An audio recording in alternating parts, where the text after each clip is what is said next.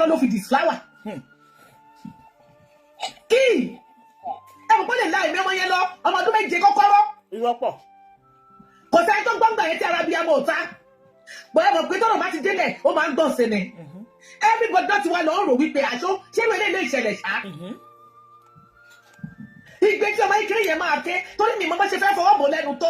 Kọ́kọ́rọ́.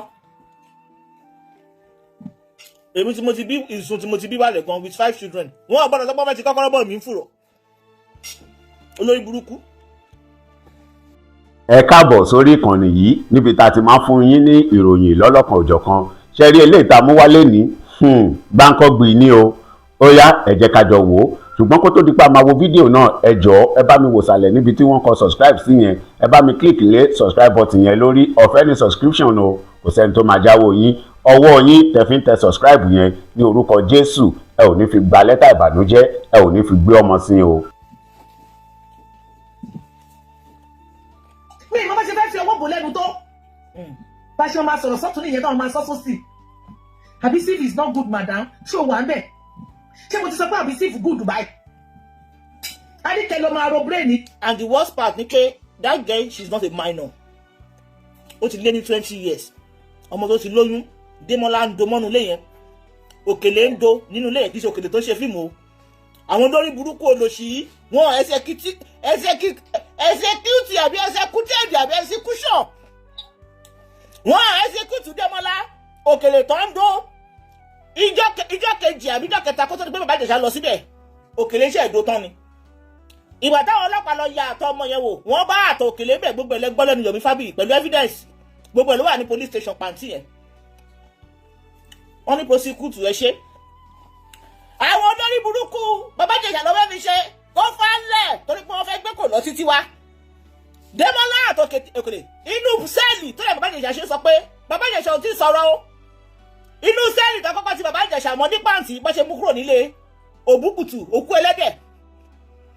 Inú sẹ́ẹ̀lì tó fi bàbá Ìjẹ̀ṣà sí àwọn ọlọ́pàá wá lọ ṣe another investigation lẹ́yìn òkú ẹlẹ́dẹ̀ tó set Ìjẹ̀ṣà up.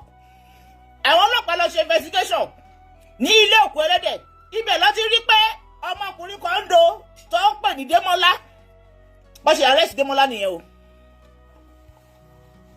Arrest Démọ́lá tí wọ́n arrest Démọ́lá wọ́n lọ sí Démọ́lá mọ́ the same cell pẹ̀lú bàbá Ìjẹ̀ṣà ní Démọ́lá sọ fún wọn pé ẹjẹ́ sọ fún wọn kọ́ fi mí lẹ̀ o èmi á sọ èjì ẹ̀ kì í ṣe ọmọ kékeré o girlfriend mi ní àjọ ń dóra wa o girlfriend mi àjọ ń dóra wa o kì í ṣe ọmọ kékeré o.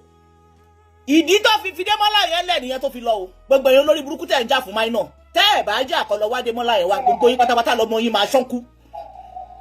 Lady bí ẹ̀jẹ̀ bá mute ẹ bá mi mute ẹjọ́ gbogbo yín Ìjẹ̀ṣà ò tí sọ̀rọ̀. News náà dá ìgbẹ́ pé èèyàn méjì ni wọ́n gbé tí wọ́n ń bá ọmọ yẹn sùn nínú ilé òkú ẹlẹ́dẹ̀ tó set Ìjẹ̀ṣà up. Tẹ́ bá jẹ́ pé ẹ̀yin tẹ́ gbára yín lábí amọ̀ lórí social media you really want justice pé ẹ̀ pẹ́ ń pọ̀ ọmọ kékeré lọ́mọ yẹn. Démọ́lá àti òkú ẹlẹ́dẹ̀ tó ń do àti òkèlè gateman tó ń do you say justice for her for one is justice for her. Kí ọmọ awo kó ṣe kíní kọ̀kẹ́ ló máa yọ lọ́sẹ̀ ọmọ ẹgbẹ̀rì èpè ló máa pa yín o torí ẹ̀ tí ń bá rí pé wọ́n ní pé Boko Haram pa yín Nàìjíríà kíní kan pa yín èmi ò kànú èmi ò lè jà fún ọmọ Nàìjíríà bó ṣe ṣáà di Yorùbá èmi ò lè kú fún Yorùbá. Ìkànnì yẹn dájú ẹni tẹ́ ẹ̀ bá ti fẹ́ náà nìyẹn ti gbòǹgbò. Ọmọ ìyàwó èrè ó bàtà ó ní wọ́n fẹ́ ní Ìjẹ̀ṣà duty ṣùgbọ́n Démọ́lá àtòkèlè tí ó mú Yomi Fabiyi máa pariwo pé Démọ́lá àtòkèlè táwọn ọlọ́pàá investigate kí ló dé tẹ́lí kan fi wọ́n lẹ̀ jẹ́ kó prosecute wọn àwọn dẹ̀ ló ń dún ọmọ yìí gangan tó ń fún lóyún tó bá ń ṣẹ́ oyún. Ìjẹ̀ṣà tí yóò dún ọmọ tẹ́lí kan máa fi fíìmù pé Lagos State fẹ́ ṣe project fídófáìlì tẹ́lí kan máa tọwọ́ bọ ọmọ tẹ́sẹ̀tì kámẹ́rà tó ń lọ dẹ̀rí kámẹ́rà pé áàtì ni ẹ wá kọ́ọ̀tì gbogbo ẹjọ́ ẹ fi ràn lẹ́wọ̀n gbogbo ẹ̀yin abiyamọ tẹ support wọn pátá ló máa rán ọmọ yín lẹ́wọ̀n lórí ẹ̀sùn àìmọ̀dí àdàbí tó bá jẹ́ pé òótọ́ lè gbé wá lórí social media yìí. Torí ẹ̀ àjálù àrẹ́lù sì máa pa gbogbo ẹ̀yin bítà single mother yẹn torí pé bítà ẹ wá bìlú pẹ̀lẹ́ dá bítà sáráyé. Àwa lovely mother àtàwọn lovely beautiful sweet woman àwọn lovely beautiful sweet single mother wọn ò nígbà fẹ́ yìí bítà single mother yẹn ẹ máa ṣánkú ni bí ọmọ ìyá wèrè ṣe ń kó yín kiri bó ṣe máa kó yín ṣánkú nìyẹn. lórí burúkú ni Ìjẹ̀ṣà ò tí ì sọ̀rọ̀. Yomi Fabiyi ọmọ ìyàwó ẹ̀ náà ló gbógun ti Yomi Fabiyi tó sọ di ìkébé super. Òun dẹ̀ ní kọ́ execute Naira Marley pé ó búlí èèyàn.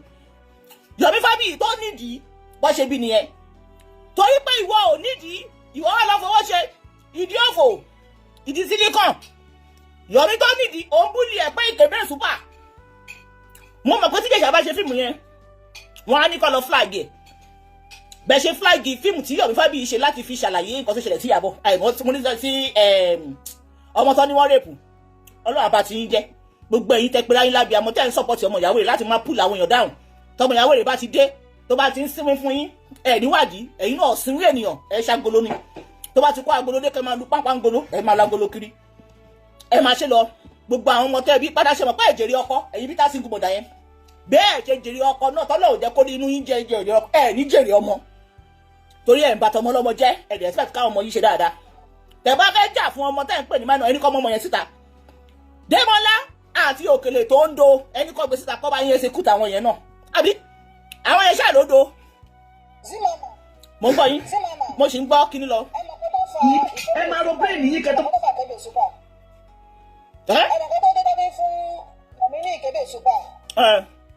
Odidi 3 days ni Yomi fi ró tó wẹ̀nù nílé ìyá àsìkò nígbà tó ẹ̀ṣẹ̀ rẹ́ǹtì ilé yẹn. Kí ló mú Yomi tó fi ró tó wẹ̀nù tí ọkùnrin bá ró tó wẹ̀nù nílé obìnrin ṣéṣe pọ́n ti fọ́ṣu sọ́rọ̀ ara wọn dáadáa. Yomi jẹṣẹ no ìyẹn náà Yomi ṣẹlẹ àwọn pípù yẹn mùsùlùmí wọn dáadáa wọn dẹ ń gbárọ Yomi jẹ ọbẹ ó kó bẹ́ẹ̀ mù. Torí pé Yomi ti wá palẹ̀ mọ́ ara ẹ̀ pé òun ò jẹ́ṣẹ́ yìí mọ́ o kókó arúgbó yìí ti sú òun o lọ́wọ́ adé pé wọ́n ṣe fún ní claim pé ìkébé super gbọ̀ngbà tó jẹ́ pé ó sì ń jẹ iṣẹ́ tó sì ń jẹ kókó arúgbó tó ń jẹ ìgbín onírun tó ń la dáadáa òun best dáadáa. ẹ jẹ́ tó bá ń sọ àṣírí kan fún yín ẹ jẹ́ àṣírí kan fún yín Yomi Fabiyi yóò ti sọ̀rọ̀ ó sì ń bọ̀ wá sọ̀rọ̀ ṣé mọ̀ pé ọmọbìnrin tó bímọ fún Yomi Fabiyi ṣé nǹkan fi set Yomi up ni. ó mọ̀ náà ṣèbí ọba fẹ́ ìyá ìsìnkú ni. ṣé wọn gbọ́dọ̀ jí sọ̀rọ̀ láti bẹ̀ ṣé àwọn àṣírí kan wà tọmọ ẹ ṣe pre-recording Yomi dání o tí ó bá yẹ pé Yomi dúró ó dẹ̀ jẹ́ human rights activist forget Yomi láti wà lẹ́wọ̀n tipẹ́ Ọlọ́run Elédùmarè ọmọ yẹn tẹ́ bá rí ṣẹ́rí àwọn pípù ìṣẹ́rí ìyá ìsìnkú yẹn ó ti plat ṣẹ́rí gbogbo yìí ó ti plat àwọn ọmọ tọ́rẹ́dì láti gbé ọkùnrin tó ti ń ga àbí tó ṣe tán àti ga wálẹ̀ gbogbo ẹ̀yin obìnrin tẹ́ bímọ ọkùnrin ẹbí ọkùnrin tẹ́ bá wọn join ní bitter single mother yìí ẹ̀mọ̀ràn máa wá nǹkan kan tẹ́ máa fi máa ṣàdúrà fún àwọn ọmọ yín ọkùnrin because àwọn ọmọ kékèké Nàìjíríà yẹn tí ìyá ìsìnkú ti kó mọ́ra yẹn wọ́n ti manifest wọ́n ti da infection sí ìgboro they don't have any purpose ju kọ́bìnrin ọkùnrin dáhùn òun lè fi rí pé ọmọ ìyá ìsìnkú gan fúnra rẹ̀ òun kò fọkùnrin Nàìjíríà ó lọ mú wá níbi tó lápẹ̀rẹ̀ ni gbogbo àwọn ọmọkùnrin Nàìjíríà ló ti wà ń target wọn láti bring down Ọlọ́run ló mọ orú ẹgbẹ́ burúkú tó wọ̀ their target is to bring men down obìnrin tó bá fẹ́ dí wọn lọ́wọ́ they will bring the woman down too ẹ jẹ́ àmà gbọ́lọ́. ẹ káàsán a sì ń gbọ́lọ́. akọtibútù sí nǹkan. ṣe fẹ́ sọ̀rọ̀ ni. bẹ́ẹ̀ ni màmú fẹ́ sọ̀rọ̀ ni o. ẹ sáré ṣe kọ́mọ́kọ́mọ́ à ń pè kíní ìlọ ìjọ. nǹkan tí mo kàn fẹ́ sọ náà ni pé Ọlọ́run tó dá ayé Ọlọ́run tó dá ọ̀run bá wa mú awú aláta o. aṣọ o. àwọn abiyamọ ayé á mú àwọn abiyamọ ọ̀run á mú. àṣẹ o. tó fi ń ṣe agbára tó fi ń ṣèkà yìí ó bá wa mú. àṣẹ o. àdúrà tèmi nígbà nìyẹn o kọ́nà ń bá wa mú o kọ́nà ń mú tó ti bá ní ayé jẹ́ ìgbà nǹkan jẹ́ gan o. àfi bíi Boko Haram. gbogbo ẹ̀yin abiyamọ gidi ni kẹ́ máa fi ṣàdúrà yín láràárọ̀ pé. ọlọ́pàá fi àkọ́kẹ́ ṣe fọ́nà fún mi o ọlọ́pàá fi àkọ́kẹ́ tún àṣírí ẹ̀ ní o ó fi ń ṣe tipẹ́tipẹ́ ó fi èyí mẹ́sọ̀ yìí lọ́lọ́ fi tún àṣírí ẹ̀ o kíni ti wà nínú kíni tipẹ́tipẹ́ ó ti bá yé àwọn èèyàn jẹ́ ó ti bá yé àwọn èèyàn jẹ́ fún àwọn ọmọ ní ayé máa mú o àṣẹ o. àti tí o bá fomi wẹ̀ ló kù àti tí o bá jata ló kù àti tí o bá jẹ epo ló kù lọ́nà ò ní mú bẹ́ẹ̀ jẹ́ ti dé o kí ló dé tó ń pọ̀ ọmọlọ́mọ ẹlẹ́kùn jáyé kí ló tó ń bá yé àwọn èèyàn jẹ́ kí ló tó ń bá yé àwọn èèyàn jẹ́ ó ti kú ẹ má jẹ tọ̀ yín agbára ẹ lọ́gbọ́n o Ọlọ́run ló ní gbogbo agbára ní ọlọ́dọ̀ Ọlọ́run gbogbo fi ṣàgbára lọ́nà àbàjẹ́ àṣẹ o gbogbo tó ti ń ṣagbára lọ́wọ́ máa bàjẹ́. No, ìyá mi kì í ṣe pé ó ní agbára kan spiritually ẹ̀jẹ̀ ìṣàṣírí kan fún yín. Ó ti pìpì ẹ̀ lẹ́ẹ̀dẹ̀ ẹ̀yìn. Àwọn weapon tó ń lò ṣẹ́ni gbogbo àwọn bitter single mother yẹn lẹ máa wọ́n èpè fún. Bọ́ọ̀ ṣe jèrè ọkọ wọn ní jèrè ọmọ. Ṣé rí àwọn lovely single mother, àwọn lovely single mother tó ń torí pé wọ́n jẹ́ single mother tó àbáyọ ọmọ ọlọ́mọ jẹ́ gbogbo ilẹ̀ máa jèrè ọmọ. Ṣé rí ẹ̀yin tẹ́ jẹ́ bitter single mother yẹn? Tẹ̀sí torí pé ṣoríire láyé ẹ wá ṣùgbọ́n láti máa bá yọ ọmọ ọlọ́mọ jẹ́ ayé àwọn ọmọ yín ò ní da ẹ máa ṣe lásán ni. Ẹ máa ṣe lásán ni. Because gbogbo yín lọ́ọ̀rì quit tó bá fẹ́ bá tẹ̀yàn jẹ́ wọ́n á dà yín síta kẹlọ́ máa wá fún ọ kẹlọ́ máa wá fún tí yín máa bàjẹ́ tọmọtọmọ ní ni. Èpè ló máa pa yín. Ṣé nítorí èpè tí Lizzy Anjorin ṣe fún wọn òun ló ṣe ní kó máa sọ pé Lizzy Anjorin ti lè ṣe pé jù kó má ṣe pé jù torí pé wọ́n hùwà èpè ni. Torí pé wọ́n hùwà èpè ni èpè yẹn pa wọ́n òun lè ṣe máa rí ìyá ìsìnkú tó máa bọ́ta pé àwọn ọmọ òun ṣoríire ẹ mú oríire kan tí ọmọ olóríire ń ṣe láyé kọ́ fi gbé jáde pọ́ ọmọ ẹ̀ ṣoríire.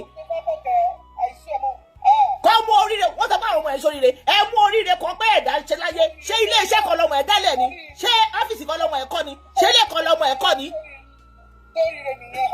Àbíbá Oyíndọ́lá olórí burúkú nìyá ẹ̀ olòṣì.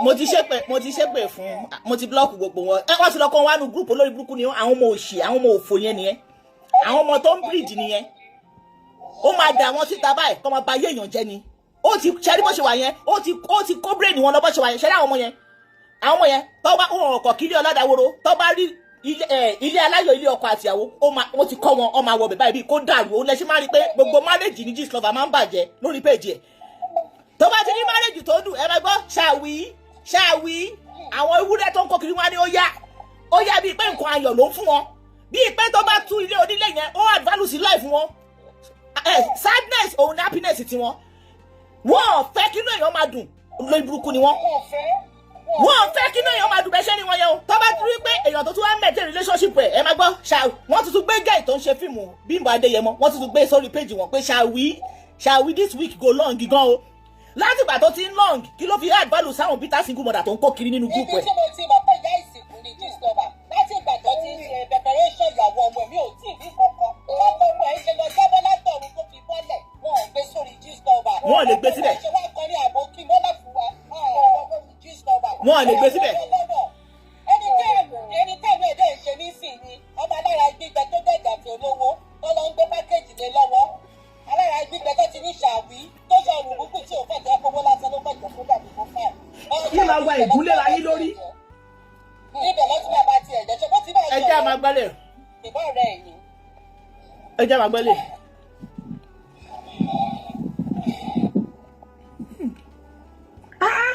Kí ló dé?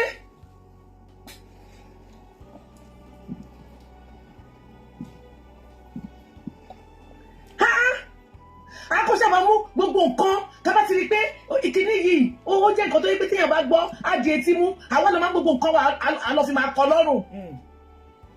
Á lọ máa gbogbo nǹkan wa kọ lọ́rùn kó dáa.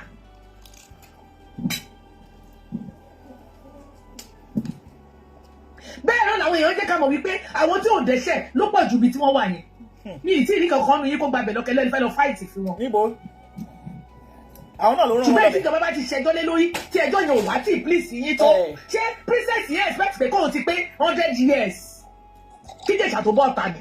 ó fẹ́ bọ́ kúsọ̀ ni. àbí kí lè fẹ́ ràn padà kó lọ ṣe torí pé grant interview òun lẹ ti afárẹ́ ń dájọ́ báyìí àjọ tẹ́ máa fi dá padà sẹ́wọ̀n. bẹ́ẹ̀ni. ṣé ti yẹnu lé yín wò. mi ò bring in that you drop yourself. ṣé ti yẹnu lé yín wò ṣé ti yẹ sọ̀rọ̀ áńdíìsì yín wò. torí mi ò kì í support kéèyàn fìyà jọ ọmọ. ìyá mi tó ń sọ̀rọ̀ ẹ̀ ní gbọ́mọgbìn wèrè ni wọ́n wọ̀nyẹ sọ̀rọ̀ áńdíìsì wọn wọ̀nyẹ olórí wọn nǹkan tó léèyàn márùn ló já fùrọ̀ òun wọ́n á di fùrọ̀ òun dèní kò tí ì pòsí kùtù ẹ̀ tó já fùrọ̀ ẹ̀ dèní. èyí kéré gbogbo nǹkan tó bá gbà lèmi gan máa ná tán síbẹ̀. lórí ọ̀rọ̀ yìí olórí wọn tó kó wọn jọ ìyá ìsìnkú òun kó ládé lórí jẹgẹjẹgẹ ó fi style ó fi yẹ ìjọ lẹ́tí jẹgẹjẹgẹ kó máa tẹ̀lé kiri mọ́ ìdí nìyẹn tó fi bọ́ta sọ pé òun ló lórí àwọn bitter single mother o òun ni president wọn kẹlẹ̀ bá wọn pé jẹgẹjẹgẹ ò sínú ayé ẹ̀ ní ṣe bó lóun together forever èèyàn ò lè máa ṣiṣẹ́ ibi kó máa gbé àwọn ọkùnrin ṣubú kó wá expect kọkùnrin kan tó ní lárí tó fẹ́ ní brighter future tó fẹ́ jẹ wọn mọ́ kó fẹ́ ẹ̀ sílé kó possible so the keep continue bí èmi ò lọ́mọkùnrin tó fẹ́ fẹ́ yín Nàìjíríà èmi ò ní ọmọkùnrin tá a bá ń bá yín sọ torí ara yín ni ẹ̀yin tẹ́ wà náà mi ò lọ́mọkùnrin tẹ́ bá support ọmọ ìyàwó èrè kó máa bá ti yín jẹ́ ẹ ṣàtìrí ó ti mú ọmọ ẹ títí ẹ ó ní ó lọ mọ ọkọ wa ní ìlú àwọn Ozu níbi tó ti ń bó káàdì ó ti pàdé kọlù ẹ máa bá lọ tẹ́ bá máa rí ọmọkùnrin ẹ náà tó máa móbìnrin kò ní mú wọn Nàìjíríà ó ti mọ̀ pé gbogbo wọn lòun ti fọmi géètì kọ́ máa ṣàbúrú òye náà wà lọ mú obìnrin ní ibi tọ́wọ́ ò ti kágbọ̀n. ẹ lè rí pé nígbà tó wà bẹ́ẹ̀ yẹn kí báwọn sọ wípé ó yá o ẹjọ́ ẹ jẹ́ ìṣàṣírí kan fún yín mi ò ní dárúkọ o but ẹ decode ẹ mọ iyì tí kọlíìgì ẹ tó ṣòkú yẹ recently kì í ṣe àǹtí Fathia o kọlíìgì ẹ tó ṣòkú yẹ recently ṣe mọ̀ pé yẹn lọ́mọ obìnrin kan tó ga torí pé ayé ń sọ̀rọ̀ ọmọ yẹn pé ọmọ yẹn da very quiet kò fẹ́ kinní kan ó mọ̀ sáré lọ ń ju propaganda pé òun tiẹ̀ fẹ́ kọ́ ọmọkùnrin òun fẹ́ ọmọbìnrin yẹn mo sọ pé kọlíìgì ẹ obìnrin yẹn a máa sọ pé lórí burúkú ta ló máa bá wèrè dáná Ọlọ́run ò ní jẹ́ ìyá máa rí ọ̀rọ̀ yẹn ìyẹn ó fẹ́ ṣe rí nǹkan tó ń ṣe yẹn ó sì bọ̀ wá fọmọ yẹn o wọ́n sì bọ̀ wá ra irọ́ torí pé àwọn ayé sọ pé ọmọ yẹn decent wọ́n rí fún dámà torí pé wọ́n ti sọ tọmọ ẹ̀ pé eléyìí fẹ́ gbogbo ìfẹ́ kò sẹ́ni tó ka irú fífẹ́ mọ́ ọmọ obìnrin yẹn wọ́n dẹ̀ rọ́ ọmọ yẹn ní stripper ó sì ń bọ̀ wá fún ọmọ yẹn wọ́n sì ń bọ̀ wá ju pọpá nígbà tó ọmọ yẹn bá ti ṣetán àti mọ́kọ wá tóun dẹ̀ fẹ́ kọ́ ọmọ yẹn fẹ́ ọmọ òun wọ́n sì ń bọ̀ wá fún ọmọ yẹn. wọ́n máa gbàdúrà lórí péjì yìí o kọ́ lè fi bàbá Ìjẹ̀ṣà o ẹ̀jẹ̀ máa ṣe kìíní kankan lè ṣe gbá o. kọ́ni fáìsì pé mo ti mọ̀ rí àwọn witness yìí ìgbà yẹn dà àwọn tí princess wa gbọ́ ta I will not mention your full name I will just mention the part of your name Mommy P that Ìjẹ̀ṣà offended you Mommy C Mommy J kí ló dé tẹ̀lé dárúkọ wọn mọ́ kí ló tún ṣàwọn yẹn náà tẹ kórúkọ wọn pamọ́ ṣèbí fún àwọn ọlọ́pàá tó wá jẹ́ witness fún yín ẹ̀yin kò ṣe àwọn nǹkan tí ó kù díẹ̀ káàtó tí ò bójúmu táwa ń wò pé tá la fẹ́ tẹ̀lé lórílẹ̀‐èdè yìí gan. àwọn tó rí wọn ti burú Ìjẹ̀ṣà that offended you adult ni Ìjẹ̀ṣà adult ni ẹgbẹ́bọlẹ̀ odò yìí náà ṣọ́nrojọ́ raping fún adult ni ẹgbẹ́ òbólẹ̀ Ìjẹ̀ṣà dò yìí náà ọkùnrin ni tí lẹ́lẹ́ tẹ́ máa ṣí òbò sílẹ̀ tí ò ní do ó máa dó mọ̀nà kàì tàbá rí adult kadọ́ọ̀tì tó ṣí òbò burúkú lẹ̀ fún Ìjẹ̀ṣà tí Ìjẹ̀ṣà dẹ̀ rí pé okó òun létí ó máa do kò sí kan tó máa ṣẹlẹ̀ àti ìyá arúgbó tó wà ní Amẹ́ríkà Ìjẹ̀ṣà fẹ́ rèpò òun at your age aláìní tìjú ṣé ẹ̀ lọ́mọ ẹ̀ bímọ ni kí ló mi sí for example kí má sí ní ọkàn sí kí wọ́n sọ pé àti my age sí pé Ìjẹ̀ṣà fẹ́ rèpò mi ẹ ṣí eré ní ẹ ti mọ̀ pé tẹ́ bá bá síta pé Ìjẹ̀ṣà dóyin òkòdó yín mọ́ ayé òní báyìí kọ̀ má gbélébù ẹ wá parọ́ pé ó fẹ́ rèpò báyìí náà ẹ̀yin ò ṣe gbé birth certificate ẹ̀ síta kí ló dé tẹ̀yìn o prosecute ẹ dúró kí ló dé tẹ̀ prosecute Dàmọ́lá àti Òkèlè torí pé ẹ mọ̀ pé Dàmọ́lá máa tú àṣírí ẹ̀ pé girlfriend mi ni o kódà ó ní bank account o mo send owó sí o kì í ṣe under age o yes kò sí court tó máa prosecute pé adult and adult ẹjọ́ ńlára yín náà kò sí court tó máa prosecute pé adult and adult ẹjọ́ ńlára yín náà bí Ìjẹ̀ṣà ṣe wà yẹn òbòwò ló fẹ́ dó tí ò lè dó tó bá jẹ́ ọmọ kékeré ló máa ń kókó ẹ̀ máa lé kiri sí òbòwò ni Ìjẹ̀ṣà fẹ́ dó tí ò lè dó ó wá jẹ́ ọmọ kékeré ló kó ẹ̀ máa lé egu sí gbogbo ẹ̀yọ́ lórí burúkú tẹ̀dẹ̀ ń pariwo Ìjẹ̀ṣà ti wà ní theatre practitioner tipẹ́tipẹ́ ó máa ń lọ location dáadáa ká má lè dá àwọn ọmọ kékeré tẹ̀ lónú location kẹ́ mú wá sá pé Ìjẹ̀ṣà fọwọ́ gun ọmọ kékeré ìtafẹ́ lónú fíìmù ó fọwọ́ gun dì Ìjẹ̀ṣà mú ọmọ kékeré ẹni tẹ́ ń pè fídófáì tí ó wá sínú ilé yín tí ó pè láti ọdún méje ìwọ fúnra rẹ ló pè ó dẹ̀ sọ pé ó ń dún ọmọ ẹ̀ ó dẹ̀ pè fídófáì ṣé fídófáìlì máa ń sá fún òbò ọ̀fẹ́ ni ṣé fídófáìlì ṣó máa ń sá fún òbò ọ̀fẹ́ ṣó máa ń sá you know yourself that guy is not underage you know it yourself ẹ̀yin ìka burúkú yìí àwa tó ó bọ̀tà ó lóun fọkọ̀ ó jẹ́ ìkọrí sí mọ́ṣúárì ibẹ̀ làwọn ọkọ̀ ẹ wà òkú ẹlẹ́dẹ̀ kọrí sí mọ́ṣúárì tó bá dé mọ́ṣúárì wàá rà àwọn ọkọ̀ ẹ tó ti lé wọn lẹ̀ tó ti gbẹ àti tútù wàá rí ẹ̀fọ́ ọ̀rọ̀ wàá rí tó tútù ẹ̀mẹ̀ because lórí ilẹ̀ ayé mi ò rò lè rọ́kùnrin fẹ́ mọ́ ó bá tọkùnrin kan jẹ́ ó mọ̀ pé ìṣẹ̀dá ọkùnrin yẹn ló máa dá fún gbogbo ibi tó bá lọ lórí kíni ó fẹ́ mi ò fẹ́ ẹ̀ ṣógun láyé ni tó bá ti wá sọ pé gender ni ìfù ní ó yẹ káyọ̀ change pẹ́ẹ́ kì í ṣe ìfù ẹ̀yin ìka burúkú yìí òjálẹ̀ onílé bo tiẹ̀ lẹ́yìn ìka ọba yìí jẹ́. a lè gbọ́ nínú history allegedly wípé àkọ́bí ìyá ìsìnkú allegedly àkọ́bí ìyá ìsìnkú agbápọ̀ ti pààyàn rí ní kílọ̀bù tó báyìí tó fi sá lọ́ngbà yẹn tó fi sá kúrò Nàìjíríà allegedly kò ṣe bàtà kó tó ọmọ ìsìta ń gbà yẹn kí ló mú ọmọ ẹ̀ drop out kúrò ní school Nàìjíríà allegedly. Stop your nonsense. Kò sẹ́ni tí ò ti ṣàṣìṣe rí. O fẹ́ mi ò fẹ́ ẹ. Odó mi ò dó ẹ mọ́. Kí ló wà fà rán nílẹ̀ wọ̀n? Ẹ lè borúkọ èèyàn jẹ́. Ta lè léyìí? Jẹ́ bring wọn down. Tọ̀rọ̀ ni ká má sọ. Ẹ yẹ ṣe kà mọ́. Tí wọ́n bá tẹ̀ máa fọmọ proud, ṣé ọmọ tó ń fa kólóòsì ni? Ẹ máa gbọ́ àwọn ọmọ ẹ ṣoríire àwọn ìyá táwọn ọmọ wọn ò fa kólóòsì tó look responsible gan wọn parí wọn ṣoríire kámbọ̀sì bọ́ sí oníkólóòsì ò ní fúnṣọ tí ó lámbíṣàn tí irú yẹn bọ́ àti ẹ̀ sọ pé òun fẹ́ invest lórí business sí ó máa fowó yẹn jẹ gbaná tán ni ṣé gbaná wọn tán lára àbọ̀rọ̀ ni onígbà náà kì í lé mú àjẹṣẹ́kù. mo kó ègbé ni fún yín àti ìṣọwọ́ yín àtàwọn fọ́lọ́wà yín ègbé ni fún gbogbo yín mo bí ọkùnrin. That is why I'm studying my ground. Tí Ìjẹ̀ṣà bá dú ọmọ kékeré, I will never support him. Because èmi náà bí mo obìnrin. Wọ́n ọ̀dẹ̀ dúró èmi kékeré tá a máa sọ pé mo wà traumatized. Wọ́n ọ̀dọ́ mi kékeré. Tá a máa sọ pé torí ẹ̀ mo ṣe ń wá pé gbogbo ọkùnrin ti dó ọmọ kékeré tán. Tabalẹ̀ tó ní wọ́n ti dó òun kékeré lọ execute lọ prosecute gbogbo àwọn tó ti dó ẹyin kékeré. Má fi ọmọ ọlọ́mọ ṣe etc ẹsẹ̀tẹ̀ríà ẹtẹ̀sẹ̀ríà àbí ẹsẹ̀tẹ̀ríà.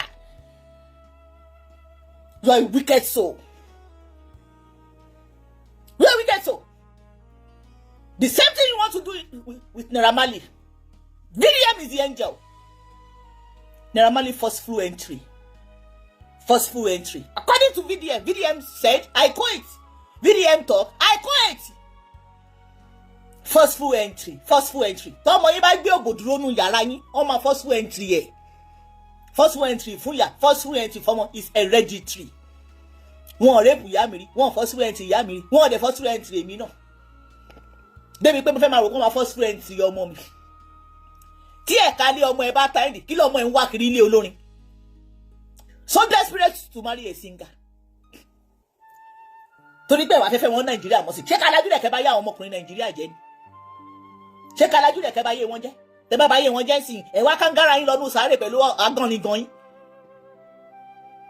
Tọ́ba mọ̀ pé tíjọba bá mọ̀ pé o lágán ni gan ẹjọ́ fi ṣéèdì jẹ mọ́lẹ̀ náà tágbára ìjọba ọ̀bá dẹ̀ ka ẹ̀ kọ́sù ẹ̀rúgúrú kọ́ dẹ̀ fi ẹgbà wèrè kọ́ fún ẹ ní ẹgbà wèrè kọ́ gbé lọ́sẹ̀lẹ̀ kọ́ tiẹ̀ mọ́gi kọ́ di ẹ̀ kọ́ dẹ̀ ṣẹ̀kẹ̀ṣẹ̀kẹ̀ mọ́ ẹ nígi kọ́ lu ẹbí wèrè kí á ní gbogbo wèrè tó jogún lára ìyá ìyẹn àfi ẹ sílẹ̀ lọ ìkànnì ẹ o ti burú jù.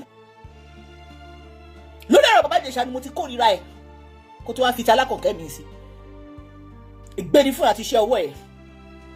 You subject Ìjẹ̀ṣà to dragging yesterday because of your nonsense and stupid update. You come for it. You want your dogs, your bitter single mother association to come for Ìjẹ̀ṣà. That is why you made up that update. Tó o bá ṣe update torí burúkú yẹn, no one will come for Ìjẹ̀ṣà. Àwa bí tó o kó bọ́tọ̀ ni o máa ń fáwọn èèyàn ní second chance. Second chance my foot. Second chance indeed. O fi hàn second chance. O ti rán yàn lọ́sẹ̀, o ti bà kárí ẹ̀ jẹ́, o ti borúkọ ẹ̀ jẹ́. Ṣé kò ní build padà ni? You want him to die there? Or you expect him not to talk? Not to say his whole side of story? Ìjẹ̀ṣà is more than 52 or 53 years old. Ṣé ìjọba kékeré ni?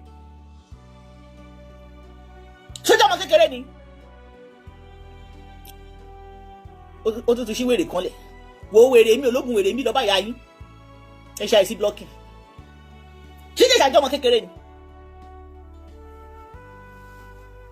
Ṣẹ́yà òbí yẹn tẹ́ bá mọ ìkà tó ti ṣe gbogbo ẹni tẹ́ ń sọ́pọ̀tì wọn tẹ́ bá mọ kàmá tó máa ṣẹlẹ̀ sí ẹ̀ ní sọ́pọ̀tì aburú mọ́. Ìjẹ̀ṣà rèébù ni o ó rèébù ni a tún rí bẹ́ẹ̀ fúrọ̀ mo rò bẹ́ẹ̀ ìwọ sọ pé ayé ṣìdí ayé wọn ẹ̀ òun bá àwọn èèyàn gba donation lójú àlà. Ọkùnrin bíi tiẹ̀ wọ́n kàn má gbélébù ó dẹ̀ dúró síbẹ̀ kí tó bọ́ ti ń dò wọ́n fúrọ̀. Ikú tó ń pa ojú pa ẹni òwe ńlá ló pa fún ni. Ikú tó ń pa ojú pa níwọ̀ yìí èpò ọ̀rọ̀ sọ pé wọ́n búlì ẹ̀ ipò o fẹ́ sọ tẹnu ẹ̀ tẹ́lẹ̀ ṣe tó ń ṣe nǹkan oṣù ni. Ó ń ṣe nǹkan oṣù náà kò sí bó ṣe lè máa sọ̀rọ̀ bí obìnrin kò máa ṣe ní ó tí ì máa ṣe jẹ́ ń dì í. Bàbá Ìjẹ̀ṣà ó máa ń gbé obìnrin 16 years o obìnrin 70 ṣé ó ti dó ìyá ẹ̀ rí ni. ká ló rábùrún sí wọ́n tó sọ pé wọ́n nìkan nìyá ẹ̀ bí bóyá ibi tí ìyá ẹ̀ náà ti ń ba tèèyàn jẹ́ ni wọ́n ṣe ti ilé ọmọ ẹ̀ pa ló ṣe jẹ́wọ́ nìkan lọ́wọ́ ẹ̀ kò dó ìyá ẹ̀ rí àbúdó àbúrò ìyá ẹ̀ rí ni. Ìjẹ̀ṣà máa irú Ìjẹ̀ṣà tó lórúkọ yẹn adọmọ 16 years 17 years àtìlẹ́yìn tó máa gbọ́ síta. Ìjẹ̀ṣà bó ṣe ṣí nàgbọ̀nàgbọ̀n ṣọ̀ọ̀ṣọ̀ yẹn ẹ mọ̀ pé ẹrù burúkú ló máa wà lábẹ́ bí ìṣìgìdì àádọ́ ọmọ 16 years tó jẹ́ virgin ìyá ò ní pẹ́ lọ́sẹ̀ pọ́ǹtì bàjẹ́ ọmọ òun jẹ́. tó bá ń tiẹ̀ máa tirẹ̀ ọkùnrin ni ẹ̀ ikú tó ń pa ojúgbà ẹni jẹ́ kó máa mọ̀ pé òwe ńlá lọ́pàá fún ni kò ní within twinkling of an eye bó ṣe jẹ́ ẹlẹ́nu ọkùnrin yẹn it go bring you down. torí ó máa tó stage kan certain of your life bẹ́ẹ̀ fúrọ̀ wàá realize pé òkè o ti fi make o fẹ́ settle down. All the things you are doing now all these women will use it against you because you are part of them to be destroying people o wá fẹ́ settle down they will use it against you lọ́kọ́ sílẹ̀ z kò sí kan tí mo sọ tí ò ní come to pass. onílàákàyè ọkùnrin máa ń wà ní ọkùnrin ìdí tọ́lọ́ fi fún wọn ní balls nìyẹn I don't think you have a balls ṣo ní balls ṣá ṣo lẹ́pọ̀n àdúrà náà dojú ẹ̀pọ̀n jókòó báwọn obìnrin ṣe ń dojú òbò jókòó ṣé ojú ẹ̀pọ̀n ló fi ń jókòó ni tí gbogbo x inú balls yẹn tó ti fọ́. àmọ́ believe pé ìwọ náà ò lè mẹ́ẹ̀kẹ́ bí Ìjẹ̀ṣà ṣe mẹ́ẹ̀kẹ́ yín ó máa tó sáré change kan gbogbo nǹkan tó ń lépa ayé tó fẹ́ fi TikTok gádà ìwà gádà ẹ̀ àwọn àkókò settle that you are not build family you will see all these things you are doing will come for you. They will come for you. Ìka burúkú òun náà jókòó òun mọ̀ Ìjẹ̀ṣà dáadáa ó máa ń dé kinní kan pẹ̀lú ẹnu ẹ̀ fẹ́lẹ́fẹ́lẹ́ bí èpo ẹ̀pà yẹn àwọn ló ń bẹ̀rù ẹ̀ wọn ti ṣì di ayé wọn òun bá wọn yàn gba bára lórí social lójú àlà wo ó kúrò ní bára nìkan kọ́ ó sì máa bá wọn gbókù lójú oorun ó máa gbókù lójú oorun a kò máa gbókù kiri ni wọn máa gbókù kiri ni lójú oorun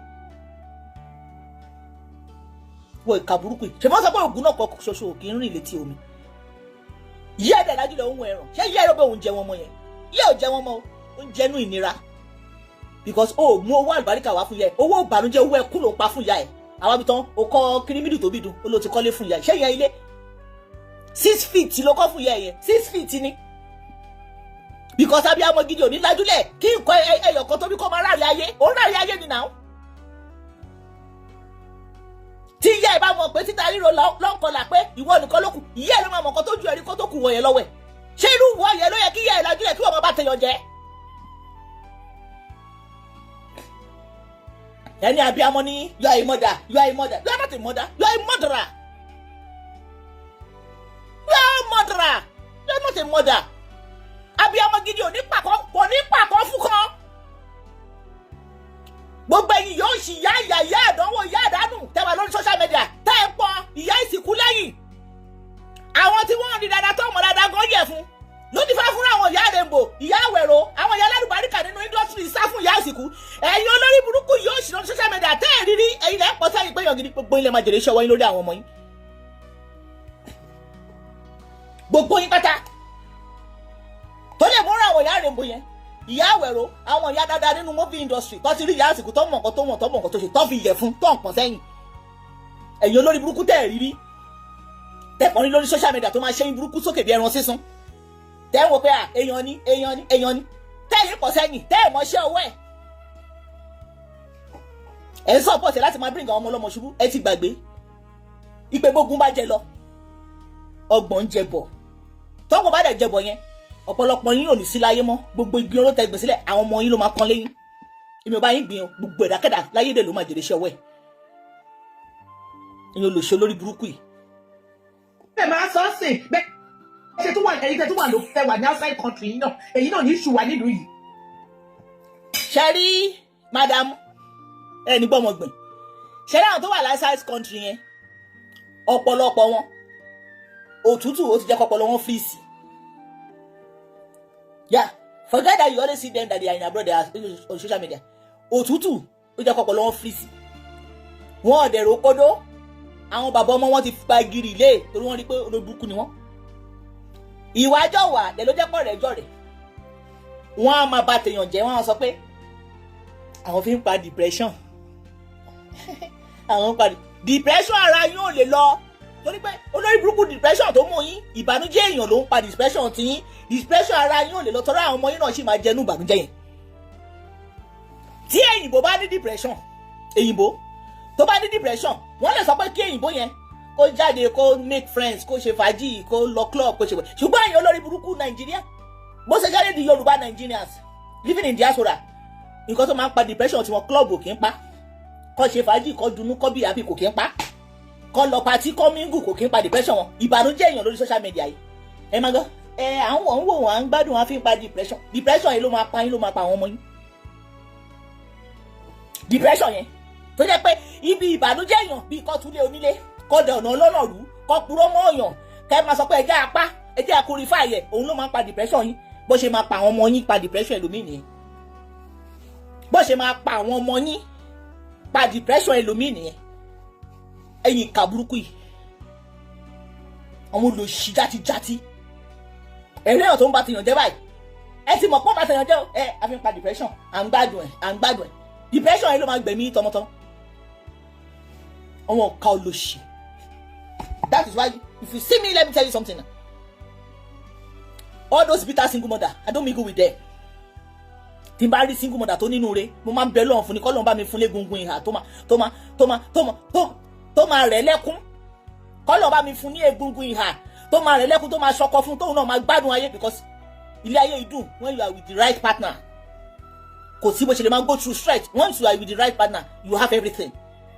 Tí n bá ra àwọn lovely single mother nínú mi máa ń dùn ní pé gbogbo wàhálà táwọn obìnrin yìí ṣe kọ́ lọ́n fún wọn lọ́kọ tó máa fi mọ̀ fún wọn ṣẹlẹ̀ àwọn bitter single mother yẹn báwọn yẹn ṣe máa bakú nìyẹn wọ́n máa ṣòro kú ni ìwọ tó bá jẹ́ lovely single mother tó ti meet ẹkùnrin tínú ẹ̀ tó múnú ẹ̀ dùn jìnnà sáwọn bitter single mother yẹn because what they don't have they can never give they will destroy yours àwọn platform tẹ́ ti mọ̀ pé wọ́n jẹ́ group admin ìyá ìsìnkú yẹn once you see anybody that want to make friends with you that they are their fans run away from them wọn ní nǹkan méjì tó ń fún yàn ju ìbànújẹ́ lọ and if you are a married woman or married man you are making friends with all those bitter single mother on that yaisiku platform that they are fans if you do not run away from them they will destroy you they will destroy everything that give you joy their national anthem is to destroy people's home to destroy people's happiness trust me ìkànnì wọn bọ́dẹ̀ ṣe wá yẹn nǹkan tó ń fún yàn wọn lè gbà á nǹkan bọ́ ṣe wá yẹn nǹkan tó ń ṣe fún yàn ìyá ìsìnkú bọ́ ṣe wá yẹn nǹkan tó ń ṣe fún yàn kò lè gbà á o kò lè gbà láyé ó máa ṣe bí wèrè pé ẹ máa gbá wèrè ọlọ́mọ ni mí o àbí obìnrin wọn ni kò kí ṣe wèrè ọlọ́mọ òun bá tọmọ ọlọ́mọ jẹ́ kí ìyá ẹ̀ máa fọwọ́ lẹ́rọ̀ ìyẹn ò kí ṣe wèrè bọ̀ tó bá fẹ́ súnmọ́ ọmọ tiẹ̀ wà sáré bọ́ta wá ní wèrè ọlọ́mọ ni ó ti ya wèrè ní mí ìmọ̀ obìnrin tí ò ya wèrè kó tó bímọ kò sí obìnrin náà tó máa sọ pé bóun ṣe ń rẹ̀rìn lè bọ rúùmù rẹ̀ ọmọdé jábọ́ bó ṣe gbin tó sánwẹ́ bí tiẹ̀ tó da ẹ̀jẹ̀ tó dómi tó go through pains ní àwọn gbogbo obìnrin ṣe go through pains ní gbogbo obìnrin ṣe go through pains. You are too evil. I can never like you. Never in this world.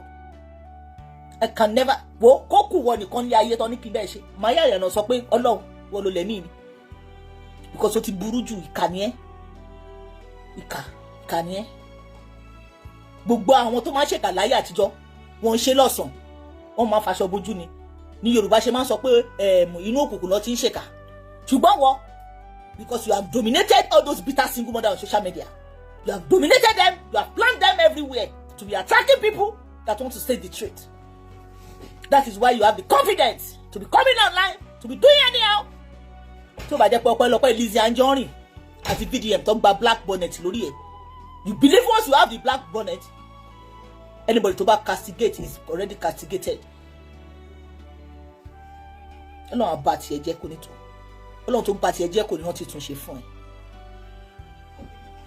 Àmọ́ ọmọ tiẹ̀ tí ò ti jẹ́ èèyàn kankan nú ayé tí ò ní kan tó fi add value sílé ayé a máa pọ́n léwé inú mọ́ínmọ́ín á fi epo sí á fi iyọ̀ sí á fata sí àwa máa ní káwọn wèrè máa kiri ọmọ ẹ̀ kiri kọ́ máa kiri ọmọ ẹ̀ kiri ẹnu wọn ò gbà tí àwọn èèyàn kiri ọmọ ẹ̀ kiri lẹ́nu lọ́mọdà òun ni ọ̀ṣẹ́ bá àmbásádọ̀ rọ́ fún wọn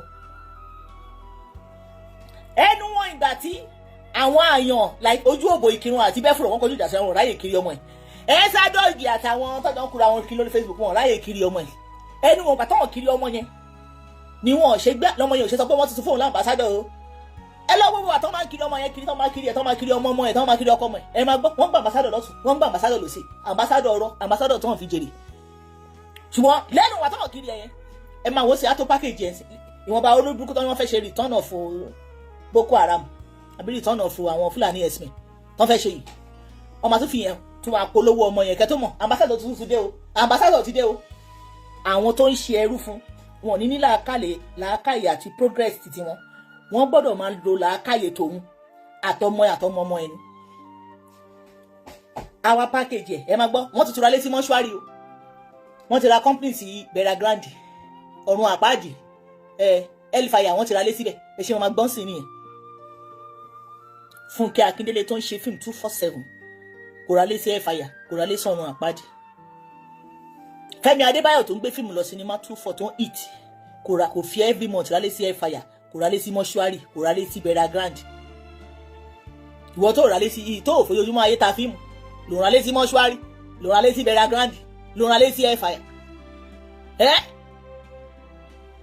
ṣé bẹ́ẹ̀ náà lówó ọ̀hún ṣe pẹ̀tipẹ̀ti ni wọ́n gbélé onílé wọ́n á fi epo sí wọ́n á fi iyọ̀ sí wọ́n láwọn ti rálé sí mọ́ṣúárì o ìkà burúkú ṣùgbọ́n tó bá rẹ́ni tó ní gangan Daddy Best Scholar ohun mi kì í gbé yín wá sókè bàbá yẹn mo máa ń gbádùn yín ìyàwó yín ṣe lucky woman ẹ ti ní làákàyè jù àwọn ọmọ yín dẹ̀ máa yẹ̀yà rí tó bá rẹ̀ ń tó ń ta lẹ́gùn wọn ẹ tó ṣiṣẹ́ lójú méjèèjì wàá ti àwọn dìgbòlù gbé síta kọ́ lọ ka sí géètì ẹ̀pẹ́ ẹni yẹn irọ́ ló ń pa òwò alákọ̀ọ́kẹ́ sùn alákọ̀ọ́kẹ́ awọ́ta náà máa wọ́ tèmi ó ò lè rí aṣọ tálákọ̀ọ́kẹ́ báwọ̀ kórìí lórí igbá àwọn ìyá aláta ìyá ilé ìwọ ni kọ́ ló ń wọṣọ tó máa rí lára ìtì ọ̀gẹ̀dẹ̀ ìwọ ni kọ́ ló ń wọṣọ tó máa rí lára èkútélé ìwọ ni kọ́ ló ń wọṣọ tó máa rí lára àgùntàn àti ewúrẹ́ ó wọṣọ rí kí a máa rí àwọn ewúrẹ́ tó máa polówó pé 35,000 per 5 yard 20,000 per 5 yard alákọ̀ọ́kẹ́ á pè tán tòmáṣì ni ìwọ tó ń gbé tán létan tó ń gbé kan lékan wàá gbé pọ́pù lórí magenta wàá gbé magenta lórí blue wọ́n yẹn wá gbẹnu ẹ̀ burúkú yẹn oníyọ̀rọ̀ lẹ́nu eléyín jóná kó tó lọ kókè sí àwọn máa sọ pé Lizzy Anjorin yẹn wèrè ni ó ti mad àṣẹ̀yìnwá àṣẹ̀yìnbọ̀ yàbá apá òsì gan wọ́n tún fún ẹ stamp wọ́n fún ẹ ní certificate wọ́n fún ẹ láwọ̀d àìsàn tó bá ń ṣe ló fi ń bú ọmọ làkejì ẹ ó burú òyàkálẹ̀ èèyàn èmi ò ní sọ pé kó jáwọ́ torí pé ó ti wà nínú omi ara àtẹ̀jẹ́ ara ẹ ọkà ẹ ti bímọ sílẹ̀ ó ti bí oró àkekèé ẹ ti bímọ sílẹ̀ ó ti bí ìyọnu ó ti pọ̀ oró burúkú tó wà lára wọn ni wọ́n dẹ̀ sọ pé àjogúnbá ni o wọ́n ní bí ìyá ẹ̀ náà ṣe nìyẹn kí ìyá ẹ̀ náà tó tẹ̀lé gbà ìyá bàbá ẹ̀ náà wọ́n ní bó ṣe máa ń ṣe nìyẹn àwọn tó ní sítórì wọn iṣẹ́ táwọn ìran ìkíní títí dèrò kejì ìran kẹta ẹ̀ tán ṣe tán fi lé ẹ lọ́wọ́ lédè tí ìwọ náà ti fi lọ́mọ lọ́wọ́ bìkọ́ tó bá fi lọ́mọ lọ́wọ́ ọmọ ẹ̀ ò ní lọ́mọ wá fídíò tó máa fi gbé Naira Marley Sam Larry ṣubú kó máa pípọ̀ ẹ̀ kó máa sẹ́ẹ̀dì ẹ̀ sí ẹ ìyá àtọmọdé ń ṣe business àti bàtẹ̀yàn jẹ́ kábíyèsí Elédùmarè ègbéni fún iṣẹ́ ọwọ́ yín àti ìdílé yín Daddy Best Scholar ẹ bá ẹ wò ó àgbò onítàn lórílẹ̀ Daddy Best Scholar ṣẹ́ wa mẹ́ẹ̀ ẹ bá wa ọ̀mùtù láìsí wa mo ti hands up. Yes sir. aládùúgbò ni àwọn à ń ṣe nígbà bá dé nígbà máa fi sọ̀rọ̀. Bẹ́ẹ̀ni sir. and any attempt láti ti intimidate ọmọ Nàìjíríà láti sọ ohun tó bá wà lẹ́nu wọn àjẹkọ́ mọ̀ pé right wọn láti sọ̀rọ̀. A convicted person mo lè sọ lẹ́yìn àárọ̀ a convicted person has the right to speak to anybody to claim innocence after serving their trial. Òsèǹtólè even up to Supreme Court tí wọ́n bá dájọ́ lé a convicted person has a right to still come out. He has to obey the law. Babangida has obeyed the law by serving his daytime. But he has a right to say, "Àní mo wà innocent, àní mi ò ṣe pedophile, àní mi ò fi kọ́kọ́rọ́ dábàlẹ̀ ọmọ." Bẹ́ẹ̀ni. There is no law in Nigeria to sọ wípé kò dé that right. That is one.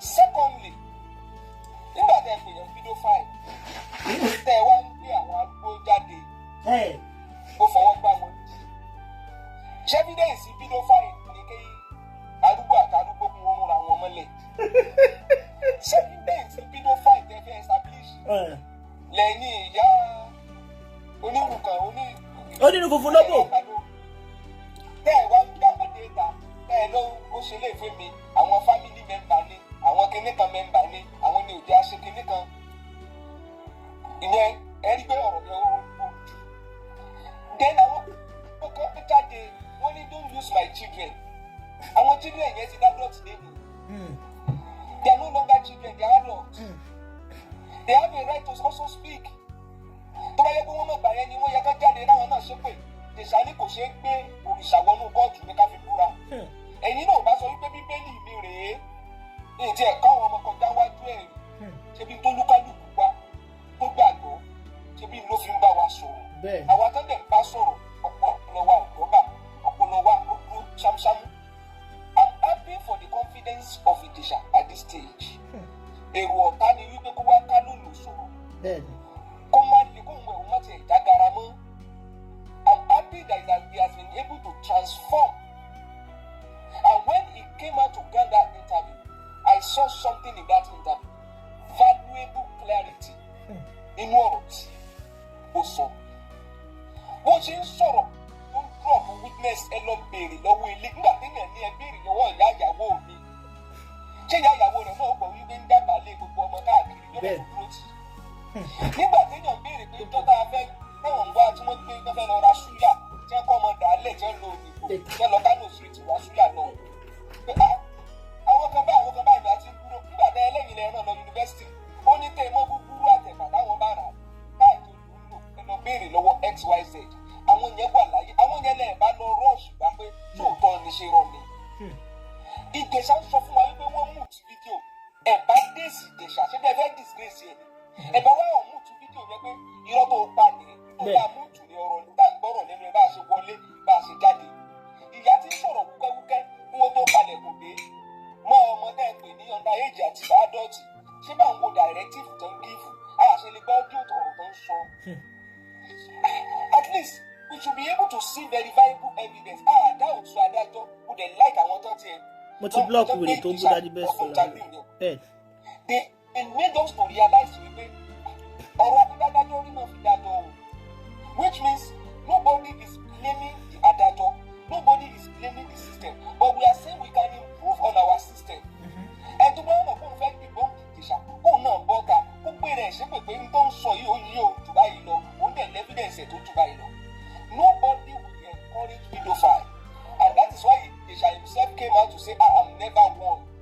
Nígbà tí Ìjẹ̀ṣà kan jáde tó ní wọ́n ohun ìṣe pedophile ó rìn báwa ká dúró ìgbò ní encourage ẹ̀ ó rìn báwa ká dúró ìgbò ní support ẹ̀ ó rìn bẹ́ẹ̀ ní bọ́ọ̀dì tó bá jáde tó wá wúrú wáyé àní dúró tì ṣùgbọ́n téèyàn bá máa lo ẹ̀wọ̀n kárí kó lo ẹ̀wọ̀n lórí nǹkan tó dúró tó clear dáadáa ó ní wọ́n arrange introduction fóun ṣáwọn yẹn ti wá debunk pé àwọn ò tí ẹjọ́ sọ̀rọ̀ yìí ṣẹ́rí there is something they call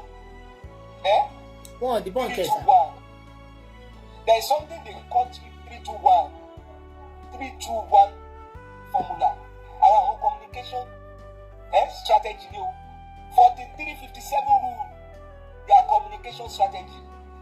Speaking out any day always turn fear into strength for people. Tẹ́ ẹ bá ara wọn èèyàn tó ní ẹ má jáde sọ̀rọ̀ tó lè jẹ́ wípé tá ara bá kan àwọn lásán báyìí. Ṣé bí wọ́n kàn dárúkọ pé ẹ lọ ra súyà lánàá? Ṣé àwọn òbọ̀ ọ̀tá láti update? Nígbà tí wọ́n náà kó ọmọ ẹlẹ̀ lọ ra súyà. Ìdílé mà náà update. Ẹni tó wá lu ẹ̀wọ̀n ẹni kó panu mọ́ kó má sọ̀rọ̀. I don't know how people thought it pass through who explains Ìjẹ̀ṣà how they can gain confidence, how they can have feelings, how they can drive opportunity from their experience, how they can strengthen our community without them speaking out to us. Káti ẹ̀ wo kí náà tiẹ̀ kí ló gbé wọn lọ kí ló gbé wọn jáde. Tẹ́ ẹ bá ní more fat nílé tó àtúndì nílé ẹ̀ lọ ẹkún fún wa. Ebi yẹn kan ló ti jáde ń ṣe arúgbó tó lókùn lùbọ̀ ọ̀dí òun. Àáfi tí gbọ̀ tó bá jẹ́ pé yẹn lẹ́tún fẹ́ ti ṣẹ́rí ẹlòmíì kan ṣẹlẹ̀ ya ara ẹ̀ is already in the mud. Anybody to have drag the shallow way will go down. The man is already in the mud. There is nobody to buy who there for scale of line up. All of you, there is nothing you will do to any man that is in the world. Kò sí n tó lè gbé lu ẹ̀wọ̀n sìn àfi tó bá blackmail anybody or tó bá sọ̀rọ̀ tó dẹ́ bó máa line anybody tó o bá jáde kó gba tó náà bá láwọn jọ bára wọn sùn tit for tat ni. Bó o bá lọ gbé evidence wá náà lè evidence àwọn pé báyìí làwọn náà ti bára wọn sùn tit for tat ni. Ìwọ̀n ló kọ́ anybody that come to attack you jẹ́sà don't shy away. Ìwọ̀n ló fẹ́ bá mi lójú jẹ́ pé èmi náà gbá òǹdì èmi náà dẹ̀ sọ fún ọ yí pé ìjọ tí mo gbá òǹdì nígbà lẹ́yìn ìgbà tí mo sọ pé àjọṣepọ̀ mọ́ ni. Don't let anybody bully you into silence. Àwọn náà ní kò restart life ẹ. Don't allow them to silence you. There is power in speaking out. Entertainer ni ẹ nígbà tó wá ní o máa sọ̀rọ̀ ibo ló ti ẹ̀fẹ́ kó o ti bẹ̀rẹ̀. It is your experience in prison that you will use to restart your life. Anybody that is threatened by that experience go to hell. Anybody injọ tẹ̀tí pẹ̀lú pedophile kò kú ó kàn wá lẹ́yìn gbọ́mọ ìbàlẹ̀ ìlọra ṣúyà ẹ̀wọ̀n sunkún káàkiri. Ìyẹn ṣe wọ́n dàbí insult.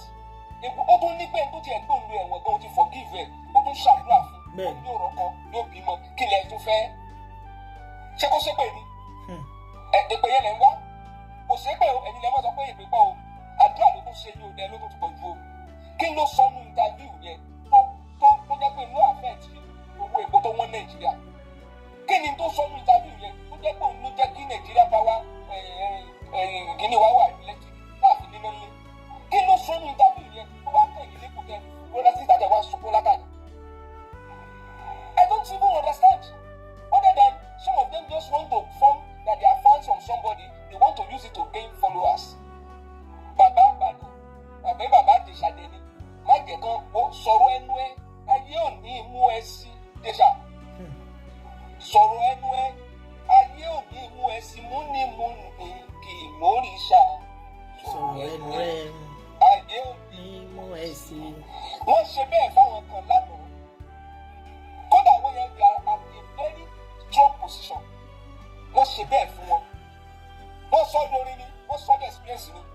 Àyìndé Síkírù Agbájélọlá ó ní òní lágbájá kì í sọ̀rọ̀ ọ̀la lágbájá kì í sọ̀rọ̀ ọ̀túnla lágbájá kì í sọ̀rọ̀ ṣé bí nítorí orúkọ ni ẹ̀dà ìdè mọ́lẹ̀ ẹ̀dà ìdè lójú ẹgbà pọ́nà ohun tó dá sùúrù òun náà ló ṣẹ̀dá ìbínú ọkàn yẹ kó pọ̀ lápọ̀jù ẹ̀jẹ̀wọ̀ ẹ̀sìn ni ohun tó bá ní ìdá ó fòrin ṣàlàyé fáyé gbọ́ òun ó sọ tiẹ̀ náà lórí èní ẹgbẹ́ bùkátà wá Àyìndé mo gbọ́ bùkátà ẹ ṣé bùkátà náà lẹgbẹ́ lọ bá èdè ṣá tẹ́ ẹ ní gbogbo ọ̀nà ti dàrú kò sọ́kọ́ ńlé mọ́ ẹ wọ́n lẹ̀ lé lóyún mọ́ ṣé bí lẹgbẹ́ lọ tẹ́ ẹ fi lọ dá wàhálà ẹ wá ní ó mọ́ sọ̀rọ̀ mọ́ kí ló dé tí ò ní sọ tiẹ̀ náà àwọn àṣìwájú tẹ́ ẹrù bẹ́ẹ̀ ni kódà wọ́n àárín ìjọ ọmọ wọn lọ bá Àyìndé ó sọ lórí ni ilé tó ó sọ lórí ni Ìjẹ̀ṣà sọ tiẹ̀ náà lórí sọ́dí ìlú sọ́dí tíátà sọ́dí kọ́mẹ́dì ká máa wò Ìjẹ̀ṣà ìtàbí ẹyọ kan ló grant tí ó sunkún o. Àwọn ọ̀tá rẹ̀ gbọ́dọ̀ sunkún tí wọ́n wo àfọ̀ lóṣù ka ẹ̀rù tí wọ́n bá fẹ́ wọ́n lórí. They cannot stand your words. Your words are like sword. Ìjẹ̀ṣà ní talent àti sọ̀rọ̀ wọ́n dẹ̀ ń bẹ̀rù ọ̀rọ̀ tó máa jáde lẹ́nu ẹ̀. Ìjẹ̀ṣà fire your enemy. I like your coolness. Don't be aggressive, smile, joke, but eat them with words. Eat them with words. Wọ́n tún ṣe ń ṣàdúrà fún wa yẹn fún wọn yẹn àdúrà tó ń ṣe yẹn èpè ní lọ́dún tó mọ̀ ẹ́ fún wọn tó bá jẹ́ pé kàná ṣe fún ẹ. Don't be offensive, don't be unruly, don't be too defensive. Wọ́n ìtò òṣè wọ́n jẹ́ kó sọ pé tẹ́ ẹ bá ní mo ṣe náà ló fi dáfẹ́ mọ́ ẹgbọ́n rò. Kọ́ ọ̀rọ̀ sọ pé ó ti sọ pé òun ṣe o, kó tó yẹ bẹ́ẹ̀ nu ara ẹ̀ náà ló fi sọ pé òun ṣe o. Ìjẹ̀ṣà, don't let anyone bury you in silence. There is power in man and I'm happy you are gaining your confidence. Thank you all. Ẹ ṣé gan. Ẹ ṣé sà. Àyàm tí wàá tọpẹ́ ìṣẹ̀lẹ̀ ọ̀rọ̀ tẹ́fẹ́ bá wa sọ kí n tó máa lọ ó ti rẹ̀ mí. Gbogbo ẹni tẹ́sẹ̀ ìdìrí kọ́ ìsúnmọ́ orí ẹ̀wọ́ ti rẹ̀ mí. Àyàm tí wàá tọpẹ́. Zimama. Ṣé fẹ́ sọ̀rọ̀? Best scholar ẹ̀ka mú kí yín o ẹ̀kú ọ̀rọ̀. Ọlọ́run àbáyé ní analysis nígbà tí wọ́n fi dẹ́gbẹ́ in classroom.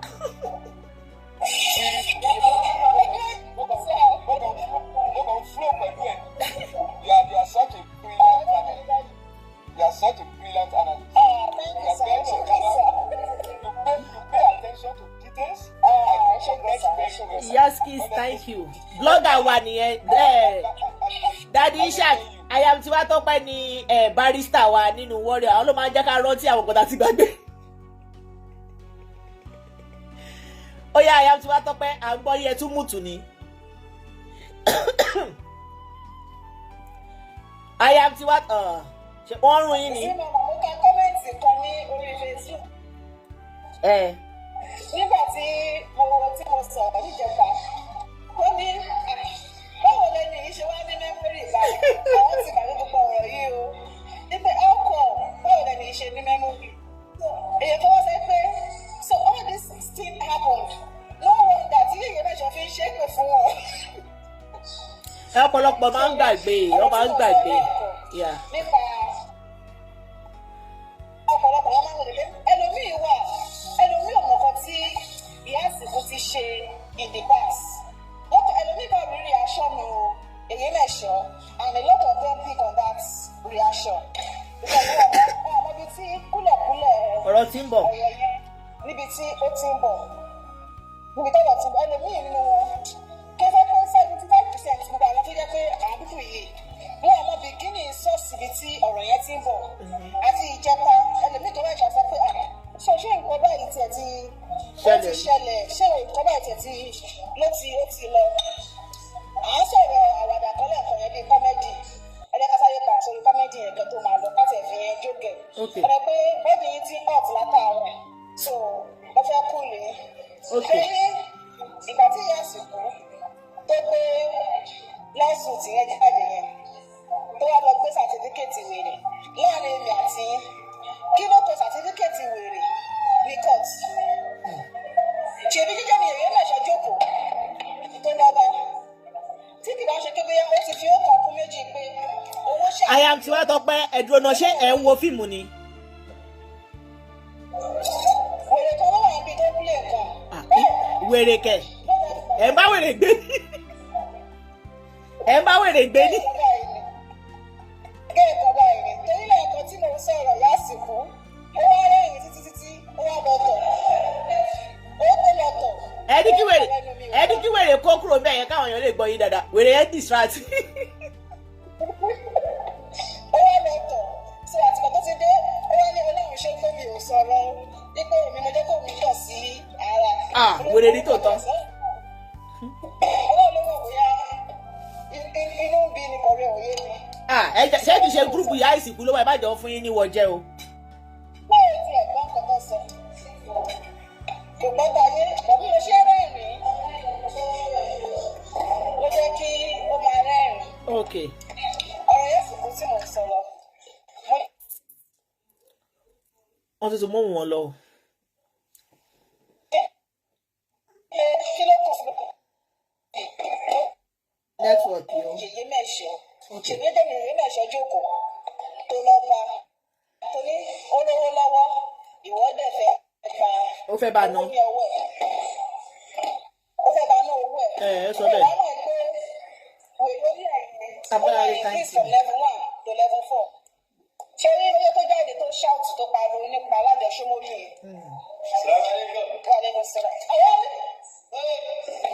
Wèrè kan ti dé.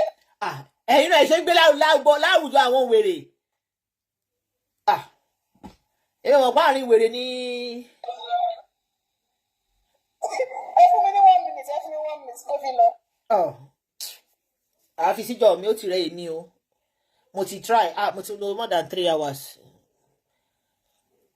Èmi mọ̀ pé Ayam Tiwatope ń gbé pẹ̀lú wèrè. No wonder tó fi mọ tó ti lè wọ́n ti mọ bọ́ ṣe ń dì pẹ̀lú àwọn wèrè.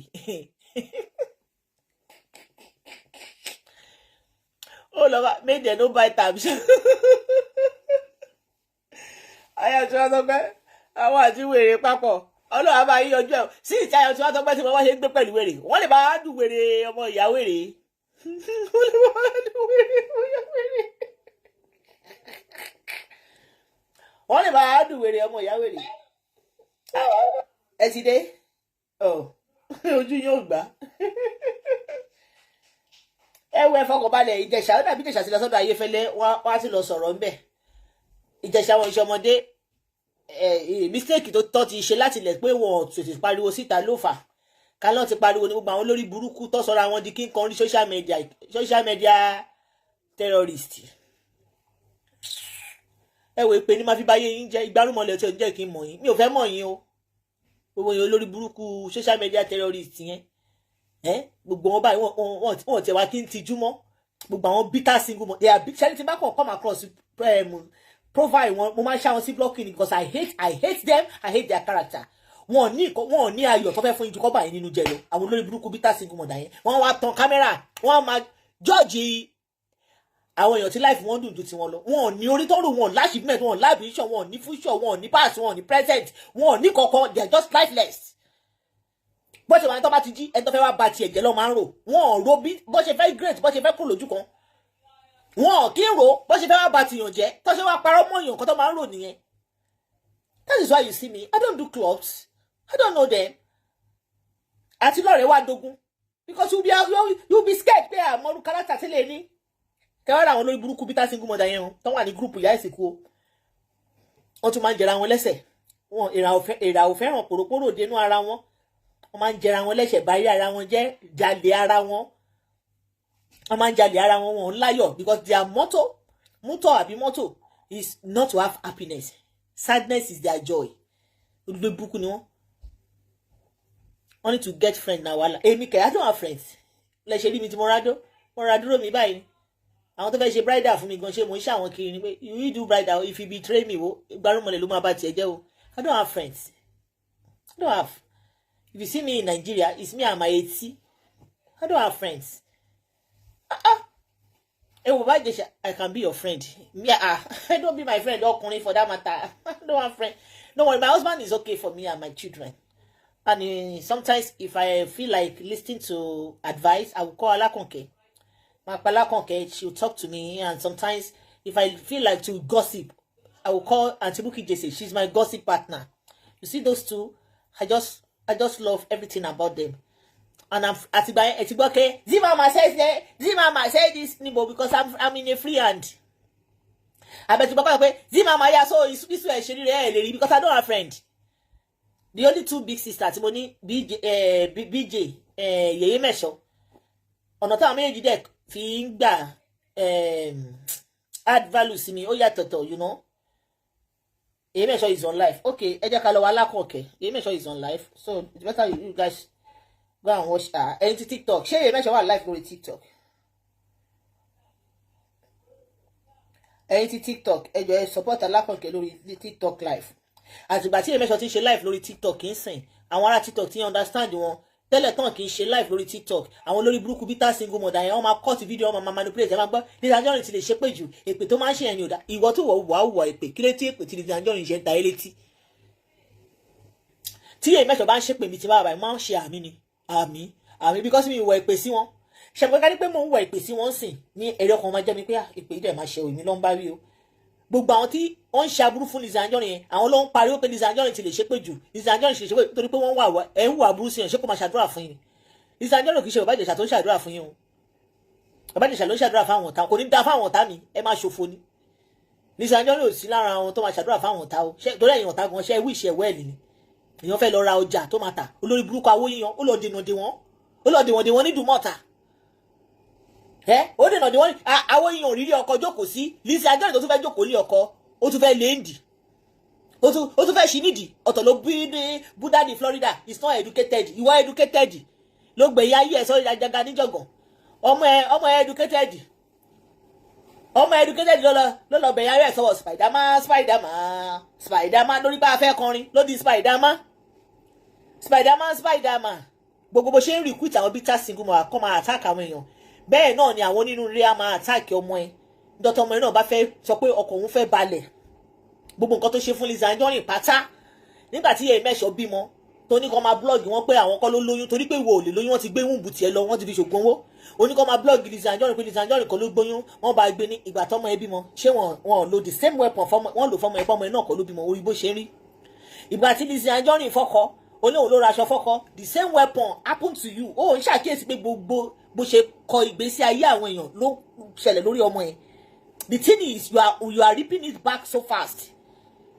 Ó ní ọkọ Lizzy Anjorin olówó lọ́wọ́ ilé ìyàwó ẹ̀ ló ń gbé ìgbà tó lọ́wọ́ bá ti yín jẹ́ gẹ́rẹ́tẹ̀ ṣe gbọ́ kan wọ́n sọná sí ìgbésí ayé kò lọ títí olówó kò rí Amẹ́ríkà lọ kò rí Canada lọ bí Davido ṣe ṣe ìyàwó tán fún ṣe ọmọ báyìí ṣe ló gbé jìgbà gẹ́gẹ́ bí ọmọ bàbá olówó ó gbé ìyàwó ẹ̀dínwó dé Amẹ́ríkà bó ṣe ṣe ìyàwó tán báyìí ó gbé kúrò Nàìjíríà ni gẹ́gẹ́ bí olówó kò fẹ́ kúrò Nàìjíríà tó yàwó ẹ̀ ṣùgbọ́n bẹ́ẹ̀ ṣe ṣe ìyàwó tán tẹ́lẹ̀ lówó ju Davido lọ kàkà kẹ́ gbọ́nà Amẹ́ríkà lọ àbí Canada ìṣẹ̀lẹ̀ wa lórí ní Nàìjíríà tẹ́lẹ̀